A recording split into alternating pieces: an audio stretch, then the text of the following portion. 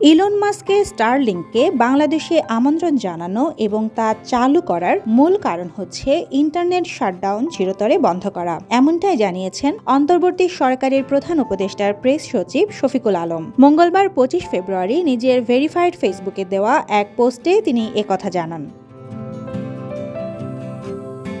Press সচিব তার ওই পোস্টে লিখেছেন, স্বৈরাচারী শেখ হাসিনার সরকার 16 বছরের শাসনকালে অনেকবার ইন্টারনেট বন্ধ করেছে। বিক্ষোভ দমন করতে বা বিরোধী কোনো বড় আন্দোলন দমন করার ক্ষেত্রে স্বৈরশাসক ও একনায়কদের প্রিয় একটি হাতিয়ার হচ্ছে ইন্টারনেট শাটডাউন। কিন্তু এই প্রক্রিয়ায় লাখো ফ্রিল্যান্সার ক্ষতিগ্রস্ত হয়েছিলেন। কেউ কেউ তাদের চুক্তি এবং চাকরি চিরতরে হারান।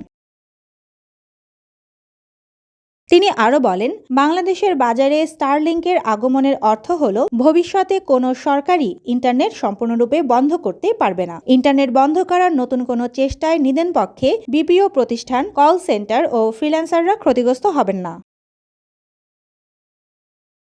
স্টারলিংক স্যাটেলাইট ভিত্তিক দ্রুতগতির ইন্টারনেট সেবা। এই সেবাদাতা প্রতিষ্ঠানের মালিক বিশ্বের শীর্ষস্থানীয় প্রযুক্তি উদ্যোক্তা ইলন মাস্ক।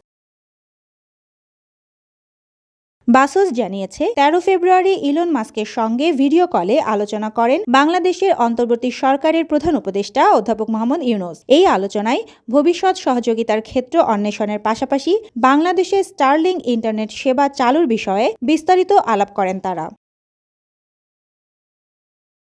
জাতীয় উন্নয়নে এই উদ্যোগের তাৎপর্য তুলে ধরে মোহাম্মদ ইউনূস স্টারলিংক পরিষেবার সম্ভাব্য প্রবর্তনের জন্য ইলন মাস্ককে বাংলাদেশ সফরের আমন্ত্রণ জানান। মাস্ক তাতে ইতিবাচক সাড়া দেন। Desk report, Deshkal news.